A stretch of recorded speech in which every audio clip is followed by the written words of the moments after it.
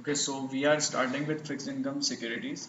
First reading in fixed income securities is defining elements, and this reading is just provide you an overview of fixed income security, that how are they structured, what are the different characteristics that they have, what are the considerations that you need to look for, what are the cash flows from the bonds or fixed income securities, how are they structured, and then bonds with contingency provisions. So this will just be defining the overall elements. This will be a very long reading, but most of it would be definitions and telling you about the structures and telling you about how are fixed income instruments traded or what are the different structures. So before we go into the reading, let's just have a recap that what is a fixed income security or what is a bond. So what is a bond? It is just an instrument in which you pay a price as of today, and by paying a price as of today you buy it, and once you have bought it, then it throughout its life it gives you some coupon payments. It makes some payments which are in the form of, or which are known as coupon payments, and at the maturity you get the face value of the bond or the par value of the bond. The life of the bond is this, the whole life of the bond can be of a specific time. It can be zero, it can be one night or one day, or it can be 30 days, it can be 1 year, it can be 5 year, it can be 30 year, it can be any life. So it can be as low as overnight, and it can be as long as 39 or 30 years or even higher. So these coupon payments are the kind of interest that you are getting. If let's say in market interest rate is available at 10%, in market if you invest your amount you can get 10% return, but this particular bond is giving you a coupon of, let's say, 7%. That means it is paying you lower than what market is paying you. So that means you will buy this bond at a discount. So it will be a discount bond. If let's say in market return that you are getting in market is 5%, but this bond is paying you 7%. So that means this is giving you a higher rate compared to the market. So you will buy it at a premium. Premium means price is higher than face value. And otherwise, if these two are equal, then it will be there will be no premium or no discount. It will be, its price will be the same as the face value. Any confusion so far? Now when you have coupons, there can be different types of coupons. There may be a bond which does not pay a coupon at all. It only gives you a discount at the time of buying and no coupon at all. That is known as, that kind of bond is known as zero coupon bond. Any problem so far? So who is the company or the organization which is selling the bond is known as the issuer of the bond, and the investor who is buying the bond is the buyer of the bond. So overview of fixed income securities. So this section will be based on bonds features, legal, regulatory and tax considerations, and contingency provisions. What are the features? Key features include issuer, maturity, par value, coupon rate, frequency, and currency denomination. And there is a separate discussion on each of these topics. Legal, regulatory, and tax considerations are related to laws and requirements or legalities. And contingency provisions relate to rights given to issuer or bondholder that can affect the scheduled cash flow. Like for example, call option embedded, put option embedded, conversion option embedded. That gives right to some right to bondholder or issuer and can lead to a change in scheduled cash flows. Any problem in understanding so far? Okay, so starting with the first one, that is bonds features. In bonds features, we have different kinds of features that we will discuss one by one. But before that, let's also once revise that what securitized bonds are. So this was discussed in previous reading. In previous readings, we discussed a process known as securitization, in which we discussed that if let's say a company A has some assets, receivables or any assets, it can form an SPV, special purpose vehicle, or a special purpose entity. This company can transfer these assets, let's say receivables or whatever, to this SPV, and in return get cash from SPV. And how do SPV receive that, get this cash to pay it to company A? SPV issues securities against these assets, let's say bonds, backed by these assets, and it receives cash when it sells that bond to those bonds to investors, and that cash is then returned to the company.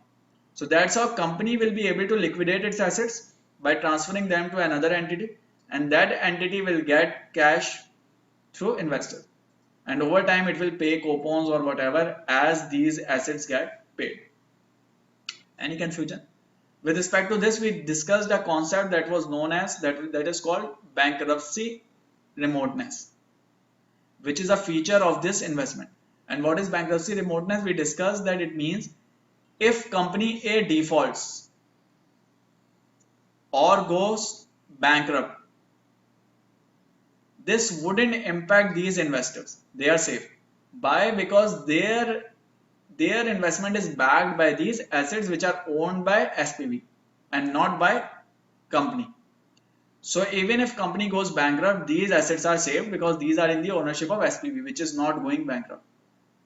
So the same only, or sorry, SPV this is the parent company, but this is not the owner of assets. So company sold these assets to this other entity, which is made by company A, but it has sold it to SPV. Now these assets are in the ownership of SPV. Shareholders of company A wouldn't have claim over these assets. Why? Because they have received cash against these assets. So you have already settled it. Now if the company goes bankrupt, and these investors are safe. Why? Because their investment is being backed by collateral.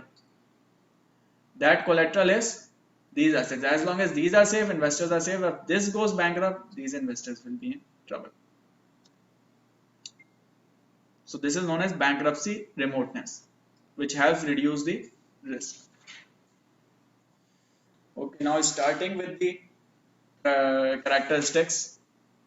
So when you analyze a bond, key characteristics to analyze are issuer, maturity, par value, coupon rate and frequency, and currency denomination. Now one by one we will discuss that what are the key types or key elements to look at within these types. So when you are analyzing issuer, key part of analysis is to analyze the credit quality of issuer or credit risk associated with issuer. Why? Because you would want to know what are the chances of this issuer defaulting or this borrower defaulting. So you need to analyze that. So with respect to issuer, these can be the major types: supranational organization, sovereign government, non-sovereign government, quasi-government, and companies. What are supranational organizations? These are large organizations which are giving loan to different large customers like countries or country banks and whatever. These include World Bank, European Investment Bank, ADB, Asian Development Bank, and all those. So these are very large organizations. As these are very large organizations, they have large asset base, and so their credit quality is very high. So supranational organizations can be issuers of bonds, and the bonds backed by supranational organizations would be of very high quality or low credit risk. Then there can be government. For example, US government issuing a bond, Pakistani government issuing bond known as PIB, or any other bonds being issued by any country. So if a bond is being backed by government, that is known as sovereign bond, and the issuer is sovereign government. They again have low risk and assumed to have virtually no risk. So it is generally assumed that government will not default, but there is a risk of default by government as well, but generally it is so low that it is assumed to be zero. Then non-sovereign government bond. So these are those which are government bond but non-sovereign. What does it mean? They are not backed by national government, but they are backed by local government. So for example, if a city government or city district government is issuing a bond, that is known as non-sovereign government bond. They would have higher risk compared to sovereign government bond, but still not very high risk. Then quasi-government entities. which means a government agency issuing a bond. So let's say if government has postal services agency, and this postal services agency is issuing a bond, that is known as quasi government entity or quasi government bond. These bonds wouldn't have as low risk as sovereign government. They are not backed by government, they are backed by a government agency. If this government agency does not make money, this bond will not be paid. So they are backed by a government agency but not by a government. Then comes companies or corporate issuers. Any confusion so far? So that is about issuer. Moving on to maturity. Maturity can range from overnight to 30 years or even longer. With respect to maturity, there are two major classification of fixed income securities: money market and capital market. Money market securities are securities with a life of less than 1 year, and capital market securities are securities with a life of greater than 1 year. Any confusion so far? Again, something that we discussed earlier in previous reading. Perpetual are those that do not have any life, they are there forever. Any confusion? Term to maturity, also known as tenor, time remaining until maturity. So let's say there is a 10-year bond. At the time when it is issued, its maturity will be 10 years. Now let's say 4 years have passed. So after 4 years, what is the time to maturity? 6 years. This 6 years will be known as tenor. That is the time remaining until maturity. So you know we have discussed what different types of issuers, we have discussed different types of maturities. Then comes par value. You already know what it is. It is face value, the value to be paid at maturity. Other names for par value include principal, par, face value, nominal value, redemption value, maturity value. All these are the names for par value. Then comes coupon rate and frequency. Coupon, you already know what is it. It is a periodic payment being made by the issuer. With respect to coupon, there can be plain vanilla bond, also known as conventional bond. They pay fixed rate of interest. For example, 5% coupon or 6% coupon. These are plain vanilla bonds. There can be another type of bonds in which coupon rate is not fixed. Instead of fixing it, they tell you that they will pay you, for example, LIBOR plus 1.5%. So that means if this rate changes, rate on the bond will also change. So rate will continue to change. This is known as floating rate notes. What is the advantage to investor? Advantage to investor is if rates are going up in the market, rate from this bond will also go up. And disadvantage is that if rates are falling, rates from here will also fall, and there will be greater uncertainty as well. Zero coupon bonds, also known as pure discount bonds, that only offer you a discount. They pay no interest or no coupon. Any confusion so far? Okay, so this is about coupons. Then comes currency denomination. With respect to currency denomination, remember that two key types of bonds are dual currency and currency option. Dual currency are those in which make coupon payment in one currency and pay the par value in another currency. That is, they have more than one currencies in place for the payment, and hence the name dual currency. More than one currency being used for payment. Currency option bond. So if you look into the name, it says option. So here investor has the option to select the currency. So a combination of single currency bond and a foreign currency option makes up a currency option bond. It gives bondholders right to choose currency in which they want to receive interest and principal. So here investor has an option. That's why it is known as currency option bond. So it is a simple bond with an option attached to it or embedded into it, which is a currency option. Any problem so far? So again, some questions. The risk of loss resulting from issuer failing to make full and timely payment is called credit risk. That is the risk of default or issuer not paying the money.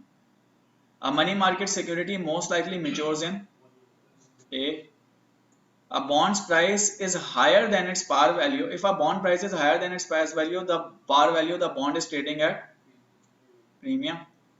The type of bond that allows bondholders to choose the currency in which they receive each interest payment and principal payment is a currency option bond. This is a zero coupon bond. It has nothing to do with currency. This is a bond in which it is already decided, the currency is already decided, but there are more than one currencies. C gives an option to choose. A, C, C. So these are some major features of the bond. Now moving on within the features, next step is that once you have analyzed the features, and next step is to calculate yield. That what is the return that you are getting on bond. Again, something that have been done earlier in earlier topics as well. So how do you calculate yield? First, let's discuss yield to maturity, then we will do current yield. Yield to maturity is also known as yield to redemption and redemption yield. So recall from previous classes, we did some examples or some questions in which on your financial calculator, you used to put in present value, future value, payment, and you used to calculate IY, interest or yield. That yield is basically the yield to maturity. Or you used to put in yield and you used to calculate the price. That is yield to maturity. So what is yield to maturity? Yield to maturity is that particular discount rate or that particular yield at which your price will become equal to present value of future cash flows. So the discount rate or the rate at which these two will become equal, that is known as the yield to maturity. And what is it conceptually? Conceptually it is IRR. So what is IRR? IRR is that rate at which your NPV becomes zero, or it is the rate at which investment becomes equal to present value of future cash flows. In terms of bond, what is the investment? Investment is the price that you are paying to buy it. So the price at which it becomes equal to present value of cash flows, that will be yield to maturity, and it is a kind of IRR, internal rate of return. It is that constant discount rate at which these two will become equal. Any confusion? So YTM is IRR on expected cash flows. YTM and bond price have inverse relationship. So obviously if you increase discount rate, price goes down. If you decrease discount rate, price goes up. So YTM and bond price will have inverse relationship. If one goes up, other will go down. Investors anticipating a lower interest rate environment will expect to benefit from price appreciation. Why? Because they know if interest rate fall in future, yields will fall, and when yields fall, price will increase. And how does it happen? So let's say that interest rates in market fall. If interest rate fall, and let's say bond is giving you a high yield. Let's say interest rate has fallen to 6%, bond is giving you a high yield 8%. So that means now investors would become interested in this bond. So investors will go and start buying this bond. So that means demand for the bond will increase. When demand increases, what happens? Price go up. When price goes up, yield to maturity will fall. So investors who have held it already would benefit from increase in price. So if interest rates fall, investors who are holding the bonds would benefit from increase in price of the bond. Otherwise, if interest rates increase, investors who are holding the bond will lose out from the change in price of bond. Is it clear? So this is the most used method, YTM, but it has some assumptions. What are the assumptions? Assumption is one of the key assumptions is that bond will be held till maturity. So you will only realize this yield if you are holding it till maturity. That is a key assumption of this YTM. And another key assumption is that there will be no default. So when you are estimating future cash flows, you are taking the assumption that these cash flows will be received and there will be no default. This is the most used method. Another type of yield measure is current yield, also known as running yield. What is it? It's simply annual coupon divided by price into 100. So for example, if a bond has a coupon rate of 6%, a par value of 1000 and price of 1010, its current yield would be coupon divided by price into 100. What is coupon? 6% of 1000, that means $60, divided by price 1010. This will give you your current yield or running yield. Any confusion so far? Okay, so that is about the bond features and yield measures. Once you have analyzed the features and you have measured the yield, then you move on to other considerations like legal, regulatory and tax considerations. So with respect to legal considerations, one of the key points to note or definitions to note is the definition of bond indenture, which is also known as trust deed. What is trust deed? So when there is an issuer and when there is an investor. Issuer is giving bond and against that investor is paying a price. In future, issuer will be paying coupons and face value. So there needs to be some agreement between issuer and investor, some legal document that monitors and that lists down all the requirements or responsibilities of issuer and investor. That legal document is known as trust deed, which will list down all the requirements or all the responsibilities of these parties. That this is known as bond indenture. This is the legal contract that describes form of the bond, obligations of issuer and rights of bond holder. It will have all information including bond features, funding sources, collateral, credit enhancement and covenant.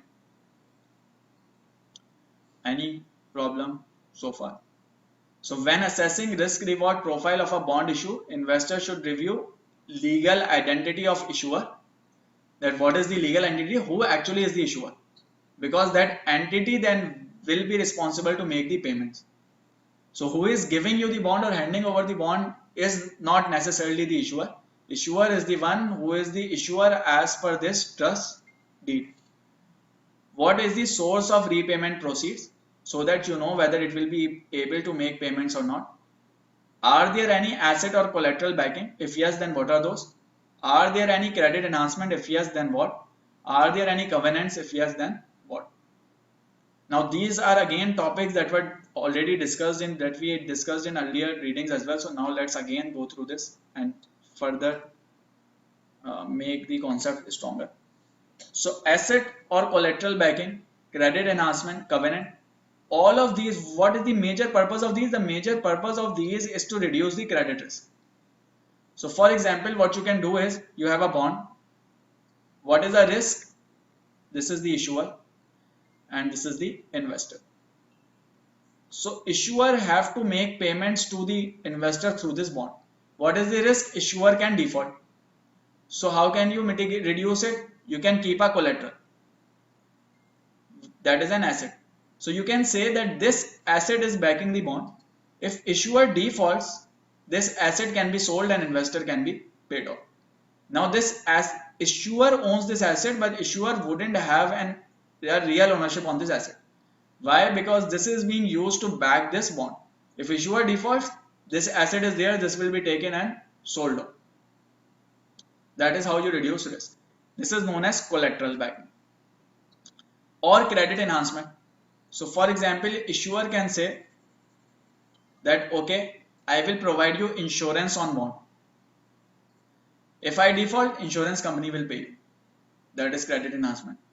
Or it can say that okay, I will take a letter of credit from a financial institution or a bank. That is, I will open up an LC, letter of credit. If I am not able to pay you, I do not have money, bank will pay you on my behalf. That is again credit enhancement. So there can be different credit enhancements and covenants. What are covenants? So recall from earlier corporate governance topic. Covenants are those restrictions that protects the right of bondholder. So for example, if company issuer is asked not to pay dividend, that is a covenant. If it is asked not to issue new debt, that is a covenant. If it is asked to maintain a debt to equity ratio of, let's say, at least of, let's say, within 30%, that is again a covenant. So if any covenant is requiring an action, that is known as affirmative covenant. If any covenant is requiring not to do something or requiring not to do an action, that is known as negative covenant. No matter what covenant is, negative or affirmative, its major task would be to protect the right of bondholder. It will always be in the interest of bondholder, otherwise it will not be called a covenant. Again, this is something that was discussed earlier in earlier topics. Any confusion in this? So now let's discuss different types of collateral, credit enhancement and covenant. So with respect to collateral, you can have collateral trust bond. So in collateral, what do you have? You have an asset backing the security, right? If this asset is a security in itself, like common share, bond, other financial asset, this is known as collateral trust bond. If this asset is a physical equipment, like aircraft, railroads, oil rigs, then this is known as equipment trust certificate. This bond is known as equipment trust certificate. If this is a mortgage, this bond is known as mortgage backed security.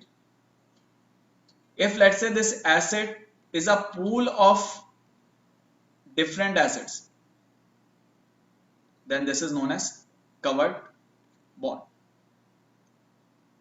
Any confusion so far? And a bond, if a bond is backed by collateral, it is known as secured. If it is not backed by collateral, it is known as unsecured. So there are key types of loans that are known as debentures. Debentures are those loans that are mostly unsecured in most of the jurisdictions. So they will be high risk bonds compared to other collateral backed bonds. Credit enhancements can be classified into two categories: internal and external. Internal includes subordination and allocating cash flows from the asset to different priority classes of different seniority. So what is it? What does it mean? What is subordination? So let's say that you have assets or you have bond. What you can do is, instead of this issuing this one bond to everyone, what you can do is you can issue different types of securities being backed by an asset. So you can say that these are senior, these are junior or subordinated. What you can do is you can classify them with respect to their seniority depending on their credit quality or credit risk. So you can say that if a default happens, first junior class will take the default or will bear the default. Then if there is a further default, then this class, then this, and then senior class would take the default at the last, would be the last one to take the default losses. So what you have done is that you have provided protection to some by providing extra risk to some others. Now the question is, why would they want to take extra risk? Because you will then offer them high yield as well.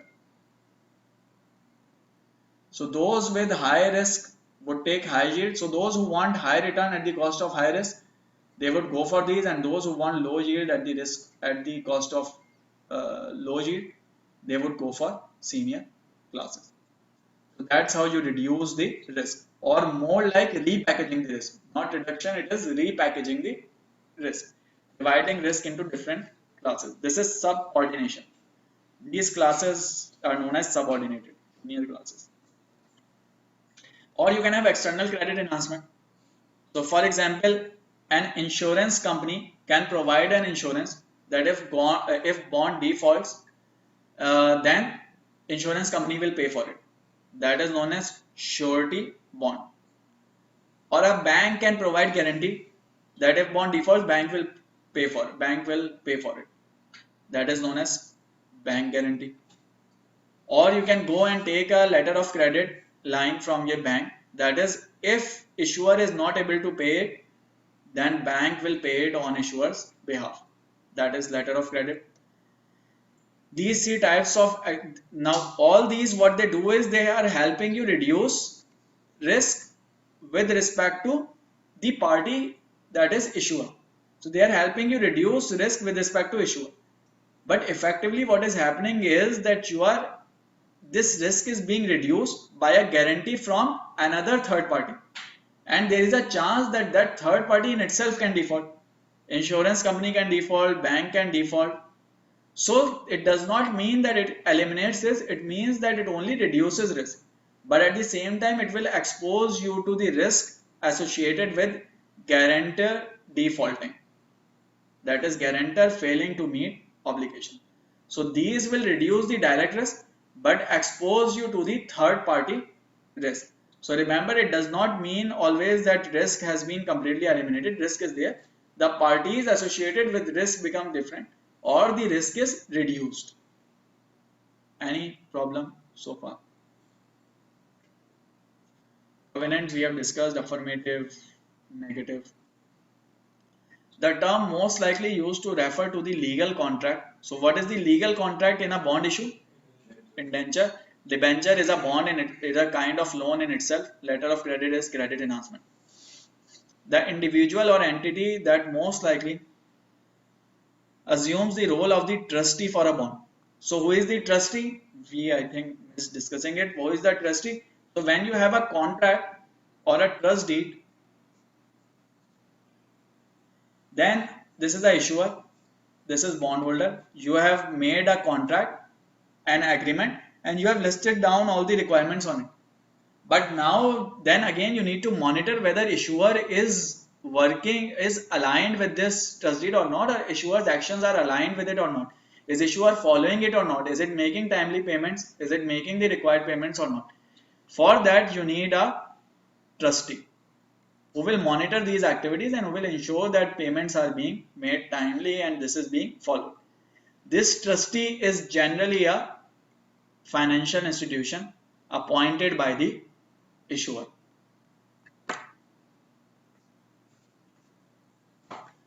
So bond issue, the role of trustee is the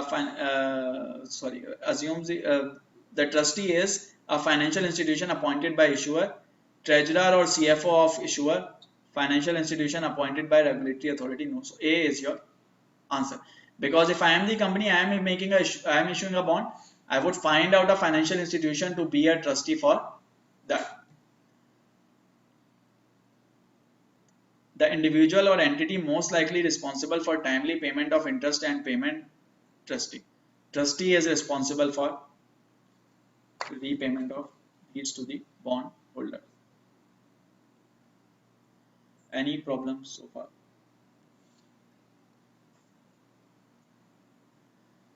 Some more examples. The major advantage of issuing bonds through a special purpose vehicle is, so what is the advantage? Bankruptcy remoteness. The category of bond most likely repaid from repayment of previous loans. So when you have sovereign government issuing a bond, what sovereign government do is that they finance the bond usually through taxes. So they are collecting taxes, that is the revenue stream, and they usually finance it through taxes. So when the government is backing the bond, there is a sovereign bond, it is being backed by tax collection. That is the primary source of revenue for sovereign government. When we talk about non-sovereign bonds, they are backed by either if they are being issued by city government, they will be backed by city government, or if they are related to specific project. So for example, government is making a bridge, and for that making that bridge, it is issuing a bond. So then that revenues, the payments for these bonds will be dependent on revenues from the project. That when revenues start flowing in from the project, when toll starts coming in, toll fees start coming in, that will be used to pay off the bond. In supranational bonds, what happens is that generally bonds are repaid from repayment of previous loans made by the issuer. So issuer has made some loans. Now when those loans are being repaid, those proceeds will be used to pay off new loans. That's how it generally happens with supranational bonds, like bonds given by World Bank and all those.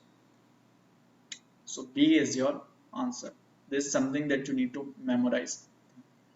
The type of collateral used to secure collateral trust bonds.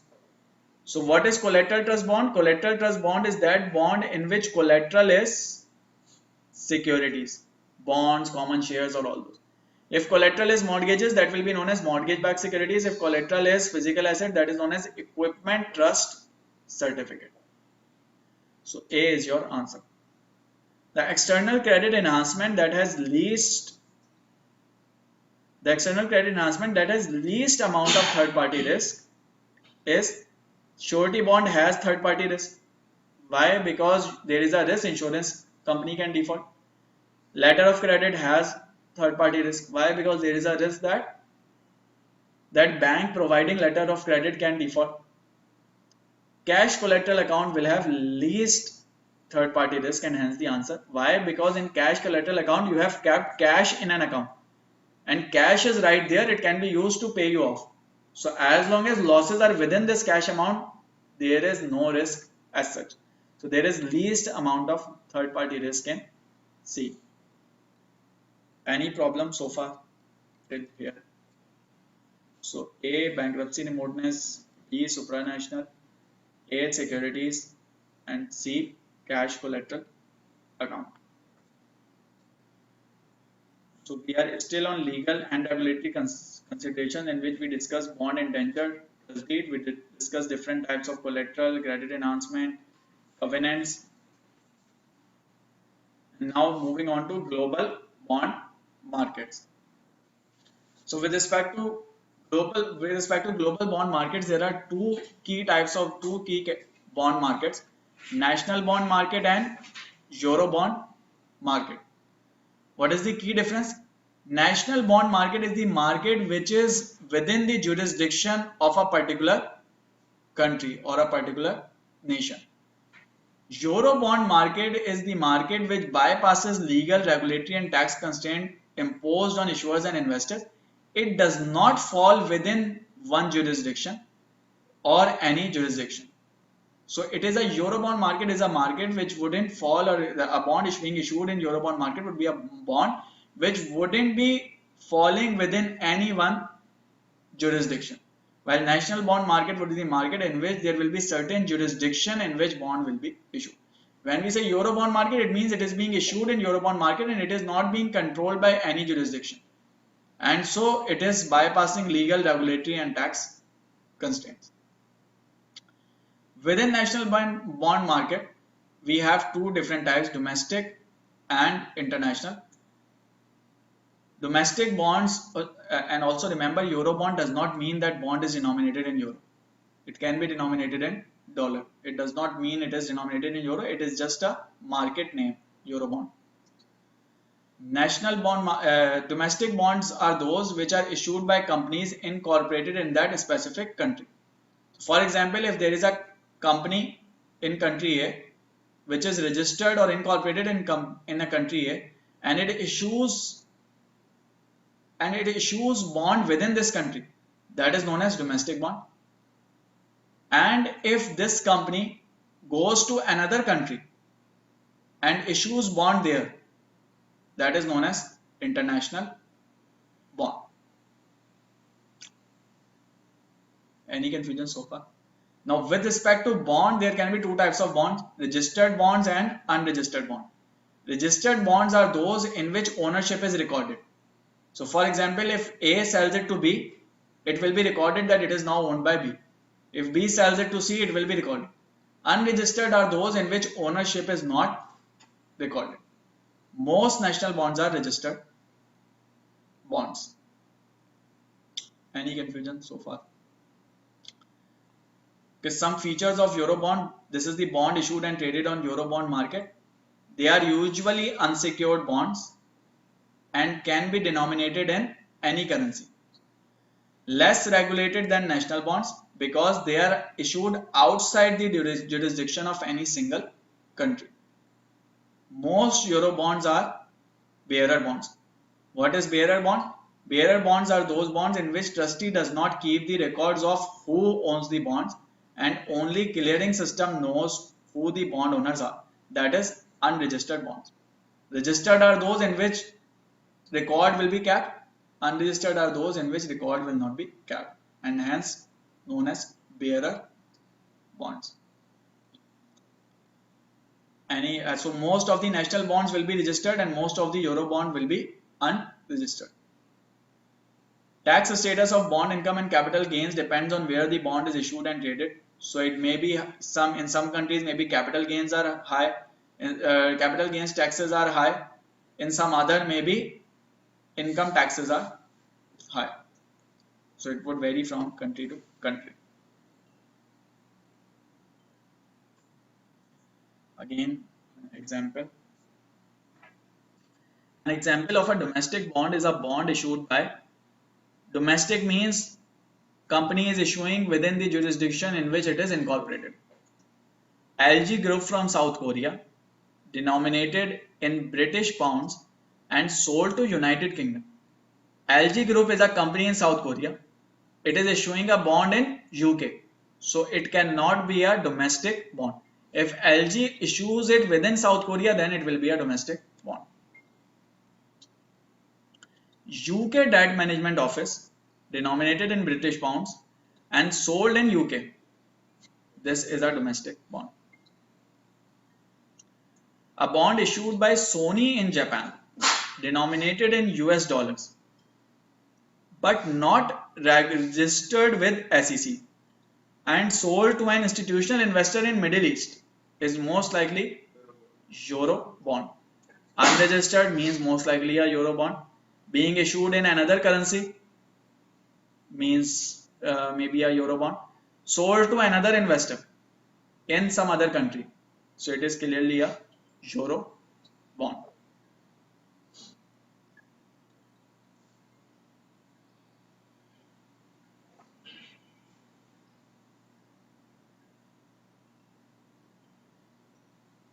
The coupon payment is most likely to be taxed as ordinary income. Coupon payment is an income, so it is most likely taxed as ordinary income, not capital gains. So A should be the answer. Any problem or confusion so far?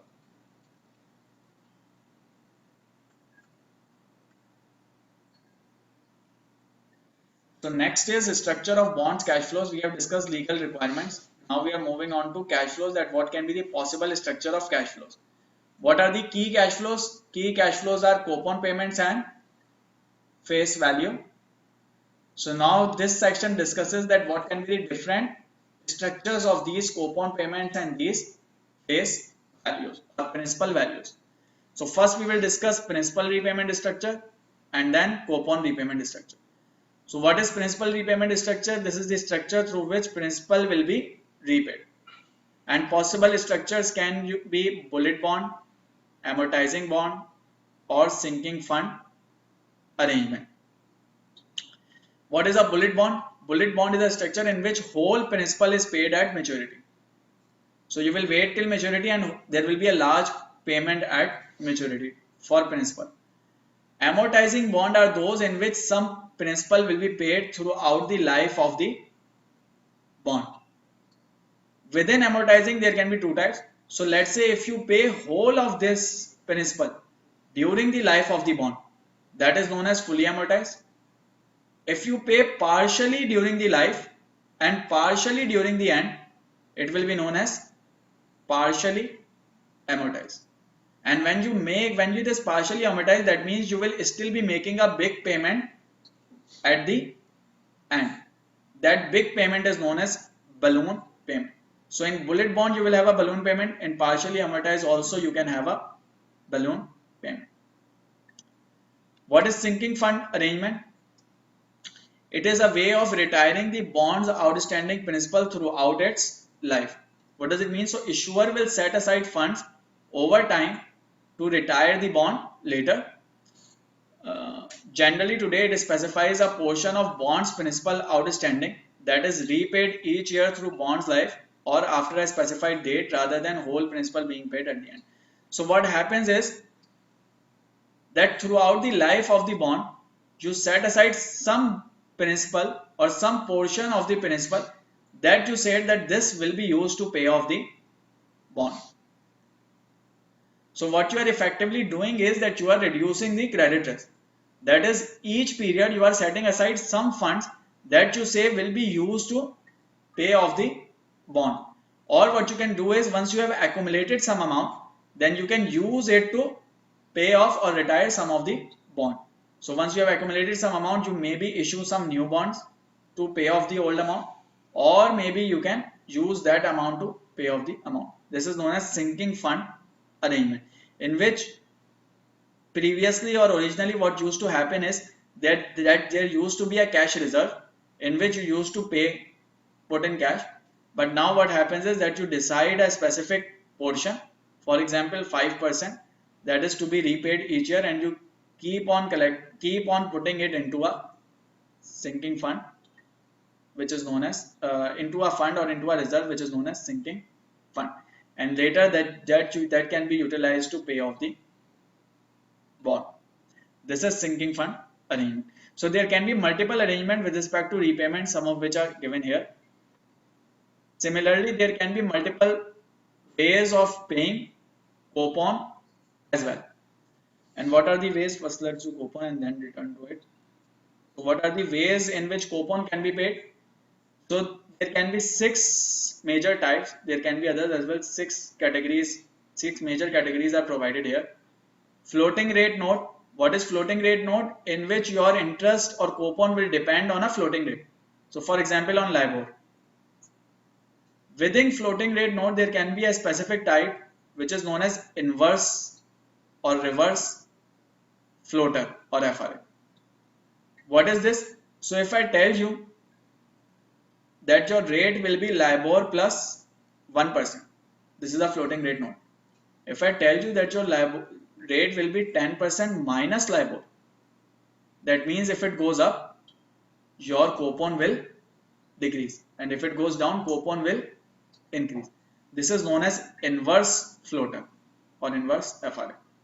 Or if I tell you that this spread can itself change, it can change from 1% to other spread, that is known as variable rate note. That is, whole rate becomes variable. Not only a reference rate, but whole rate becomes variable. Then you have a step up coupon bonds. So for example, I tell you now, for now your coupon rate is 2%, in future it will increase to 3%. That is step up coupon bond. Or you have credit linked coupon bonds. So if I tell you that your payment will be dependent on credit quality or credit rating. So if credit rating goes down, I will increase your coupon payment. This is known as credit linked coupon payment. Or payment in kind coupon bonds. So if I tell you that instead of cash I will pay you more bonds, or I will issue more bonds to pay coupons. That is payment in kind. Deferred coupon bonds. So if I tell you that I wouldn't pay you coupon as of now, I will pay you a higher coupon at a later date. Or if I tell you that throughout life I wouldn't pay you any coupon, I will pay you whole amount at the end. That is zero coupon bond. Those are deferred coupon bond. So zero coupon bond is also an example of deferred coupon bond, in which no payment is being made throughout life. It is being deferred to a later period, which is maturity. Index linked bonds. Index linked bonds are those which are linked to particular index. So for example,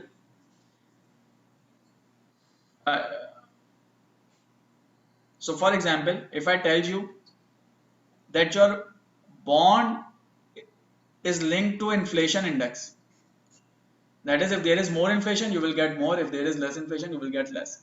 That is known as index linked bond. Or if I tell you that your bond is linked to equity index, that is known as equity linked note, in which final payment is based on return on equity index. Any problem so far?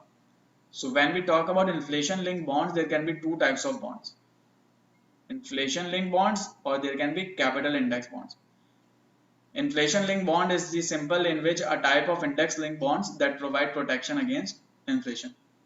What is capital index bond? In capital index, so in this kind of bond, if your inflation is going up, your coupon will increase.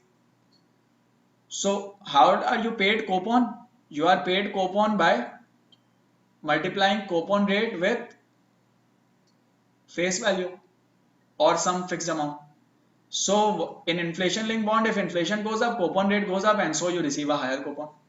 If instead of that I tell you that this coupon rate will remain be fixed, but this capital value is linked to some other index, that is, this reference value will change, then again your coupon will be higher, but reason then would not be change in coupon rate but change in reference value. That is known as capital indexed bonds, in which both interest and principal payments are adjusted, in which principal is linked to index and not the interest. Any problem so far? Let's do example before we end it. The structure that requires largest payment of principal at maturity is that of a bullet bond, because bullet bond means that a large payment will be made towards the end. That's why we called it bullet towards the end. A plain vanilla bond has a maturity of 10 years, a par value of 100, a coupon rate of 9%. Interest payments are made annually. Market interest rate is 9%. The bond is issued and redeemed at par. The principal repayment the first year is closest to. So this is this bond has the same coupon payment as the market rate. That means it is being issued at par. So the bond is issued and redeemed at par. So whatever you are paying at the start, that is when you make a $9 payment, that $9 payment will completely be the interest payment. There wouldn't be any return of capital. So it will be 0. Relative to a fully amortized bond, the coupon payments of an otherwise similar partially amortized bond. So there is a fully amortized bond. In fully amortized, so when you make a payment, that payment have two components. One is interest, which is coupon, and second is repayment of principal, right? So if I tell you that I am repaying your principal at a higher rate, so when I repay repaying the principal. So when I repay your principal, remaining principal amount will be lower. And when remaining principal amount is lower, then interest being paid on that principal will be lower. So that means coupon rate will be lower. So that means if I am returning principal at a higher rate, then coupon will be lower. Otherwise, if I am returning principal at a lower rate, which is in the case of partially amortized, then my coupon needs to be higher. So higher or equal.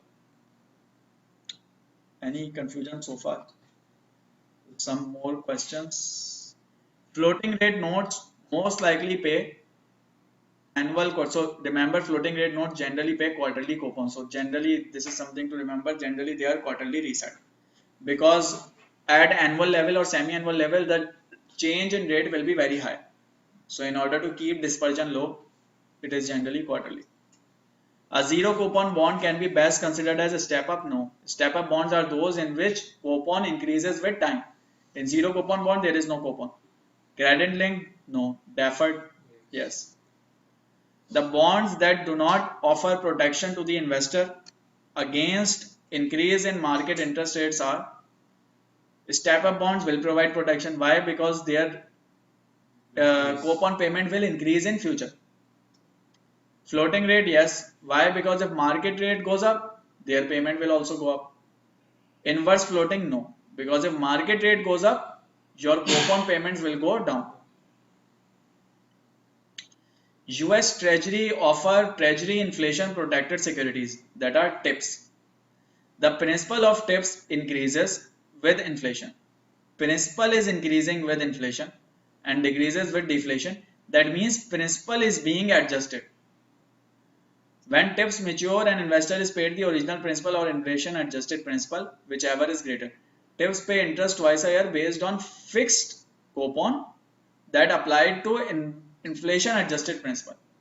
So TIPS is most likely capital index bond. Why capital index? Because in this bond rate is constant but principal is changing.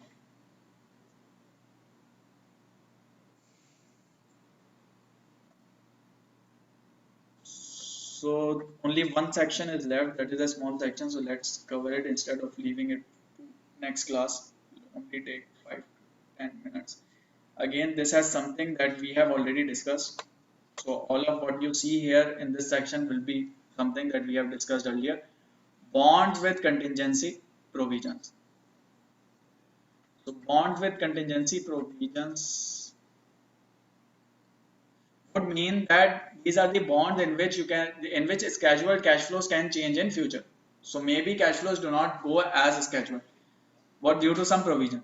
So for example, a bond can have a call option attached to it. If it has a call option, what will be it? Will it be called? It will be called callable bond. And if it is a callable bond, what will be the price of bond? Price of callable bond will be equal to price of straight bond minus call option value. Any confusion so far? Similarly, if it is a puttable bond, what will be the price? Price of puttable bond will be straight bond plus put option value. Another question is that when will this call option be exercised or when will this put option be exercised? So remember, call option is the option for bond issuer, sorry. Bond issuer has issued a bond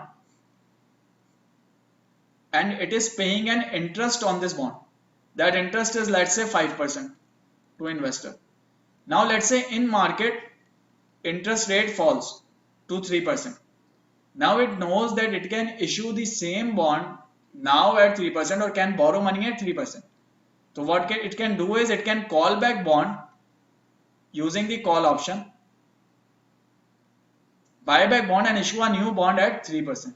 So bond will be called back generally when interest rates are falling. On the other hand, when would investor put it back? Investor would put it back when investor thinks it can get a higher rate in the market. So put option will generally be exercised when interest rates are going up, and call option will generally be exercised when interest rates are going down.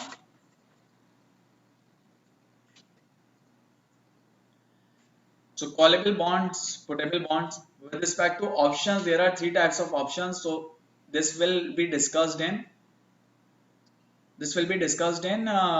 derivatives part, but just to give you an example, just to give you an introduction, options can be of 3 types: American, European and Bermuda style. American means American option is the option which can be exercised at any point of time, today, tomorrow, 1 month or whatever. European is the one which can only be exercised at a specific date, at the time of expiration of the option, when it expires, when it ends the life. Bermuda is a combination of these two. So for example, if I tell you that initially you cannot exercise it for 1 month, after 1 month you can exercise anytime. That is known as Bermuda style. And lastly, convertible bond, which can be converted into other types of securities. What are the advantages for investor? So for example, if share price is going up, they can convert it into common shares. Advantage for issuers, reduced interest expense. If they are giving an extra option to investor, they may be able to issue bond at a lower interest rate. Important terminologies to know are conversion price, which is the price per share at which convertible bond can be converted into shares. Conversion ratio, which is par value divided by conversion price. This is the number of common shares that each bond can be converted into. Conversion value is conversion ratio multiplied by current share price. Conversion premium, if convertible bonds price is higher than conversion value. So if bond price is higher than conversion value, difference is known as conversion premium. If bond price is lower, difference would be known as conversion discount. But yeah, so conversion discount, and if both are equal, they will be called to be at parity. Conversion parity, if conversion value is equal to conversion bonds price. Generally have maturities 5 to 10 years, so on. So whatever options we have discussed, call, put, this, all these are, remember, embedded options. What do we mean by embedded option? Embedded option means they are embedded into the bond. So you have bond, you have call option, you combine them and you make callable bond. So callable bond is one bond. Option is not separate, it is embedded into it. If any option is attached, then that is known as attached option. If any option is separate, that is known as attached option. So warrants are an example of attached option. They give holder to and entitles holder to buy the underlying stock of issuing company at a fixed price until expiration. So warrant, remember, are not embedded. You will not have a warrantable bond or something. Warrants are attached option, or they are separate options that are provided to be exercised. So remember the difference between embedded and attached. If I give you a bond and with it I also give you a call option, that will be an attached option. But if I give you a callable bond, that means this call option is embedded into this bond. Now the asset itself is a callable bond. These are not two assets, this is one asset with call option embedded into it.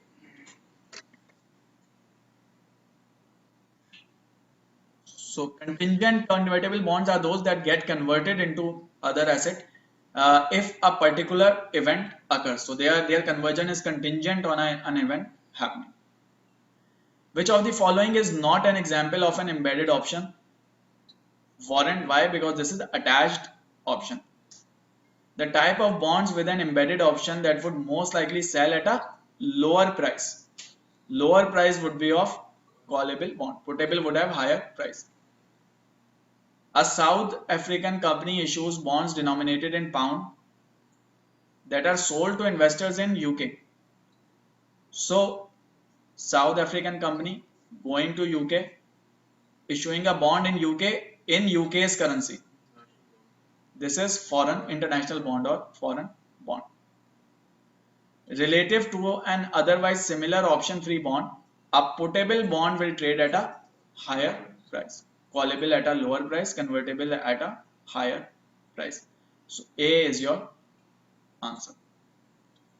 Any confusion so far here? This is a simple question. You can just go through it and do it. Shouldn't be much of a problem. Call protection period is, so call protection period would be the period in which call option is not exercised. So assume a hypothetical company 30-year bond issued on 15th August at a price of this. Euro bond has a par value of 1000. Bond is callable in whole or in part every 15th August from 2022. The option of the issuer, the call price. So it can be so issued in 2012 and can be called in 2022 and onwards. So it should be 10 years. Call premium per bond in 2026. In 2026, call price is 102.322 and the face value is 100. So this difference is the call premium. So 2.3 3, 2, or if it is a, what is the face value? If face value is 1000, face value is 1000. So face value is 1000, so then it is 2.32 per 100. So for 1000 it will be 2.322 divided by 100 multiplied by 1000. So 10, that is 23.22. Call provision is most likely. So we discussed American is the one which can be exercised at any date. It cannot be exercised at any date. Why? Because first 10 years it cannot be exercised. So not American. European is the one which can only be exercised at a fixed date, at expiry. It is not the case. You can after 2022 you can exercise it at any year. So not the case. So Bermuda style, that is a combination of European and American option. So this is it. Any problem?